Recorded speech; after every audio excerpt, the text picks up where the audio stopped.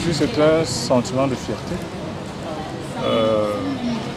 de savoir qu'il y a des compatriotes qui sont sensibles à ces difficultés que nous rencontrons dans le cadre de la lutte contre la maladie en général et de cette pandémie qui nous est tombée sur la tête en particulier. Je vous l'ai dit il y a un instant, des mémoires de vivants, nous n'avons pas connu une pandémie qui fasse autant de ravages dans notre ère. Bien évidemment, on a connu la peste et d'autres. Et il est difficile pour nous d'organiser une riposte efficace du fait de nos simples moyens. Et pour cela, nous avons besoin des autres.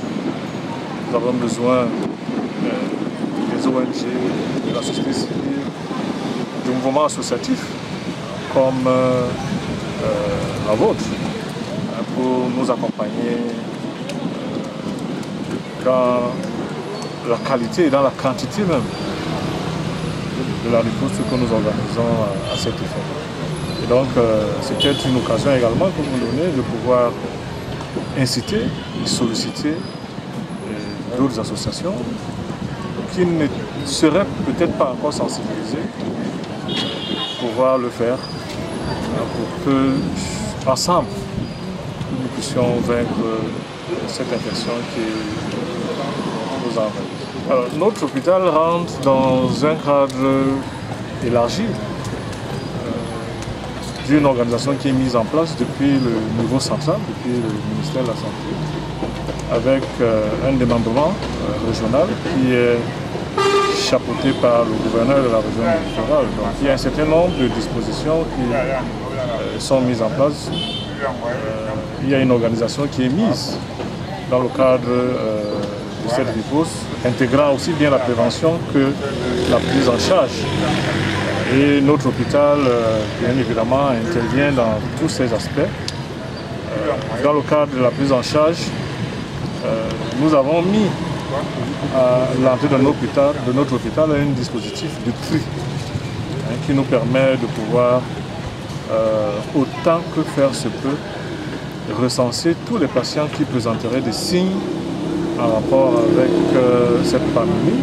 C'est une instruction forte du ministre de la Santé. Nous avons l'obligation donc de recevoir tous ces patients, de les examiner, de pouvoir donc les orienter si ces derniers présentent des signes qui nous permettent d'évoquer une éventuelle infection de Covid, les transfert vers les centres appropriés. Vous savez aujourd'hui, et c'est une information que tous les Camerounais partagent, que bon nombre de centres ont été mis en place, notamment pour le cas de Douala particulièrement, à Yassa, où nous disposons de 500 lits, Stade Mbapelete, qui va disposer d'à peu près 800 000 lits, et certaines autres formations sanitaires, notamment l'hôpital général,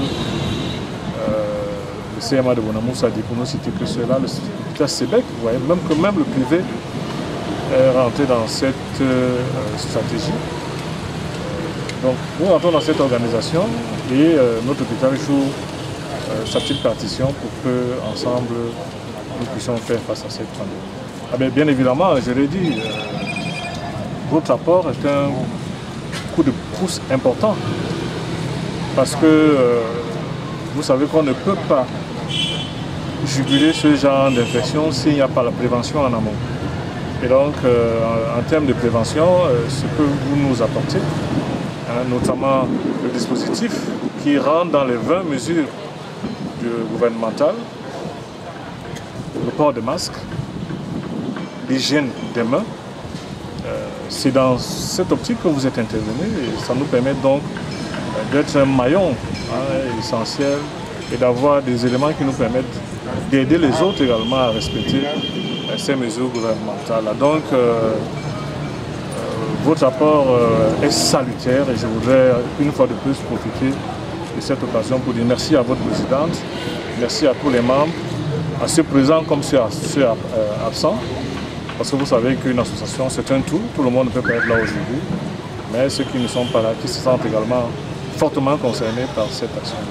Ben oui, pas simplement à l'endroit des habitants de Nilon, parce que notre hôpital a une dimension un peu plus grande, quoique situé à Nilon, mais c'est la continuité du message que le ministre de la Santé publique donne au quotidien. Dans un premier temps, le respect de l'hygiène. Vous savez, pour une pandémie comme celle-ci qui nous est tombée dessus, et nous ne faisons qu'améliorer notre dispositif de riposte. Vous savez que même les grandes nations sont à genoux aujourd'hui. Quand vous écoutez le nombre de morts, le nombre de décès, vous comprenez que même ceux qui ont des moyens colossaux n'arrivent pas encore à pouvoir contrôler cette infection. Et donc, les mesures qui sont édictées par le gouvernement, ce sont celles-là qui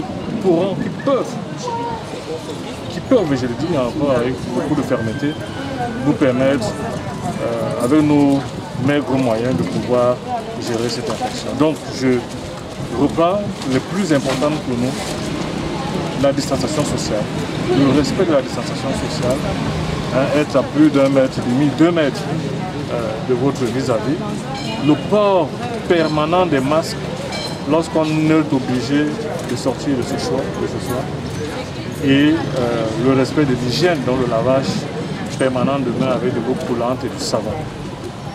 Si chacun d'entre nous respecte seulement ces petites mesures, je pense que nous pouvons arriver à juguler plus rapidement cette infection, sinon on met ça encore un peu plus de temps. C'est moi qui vous remercie.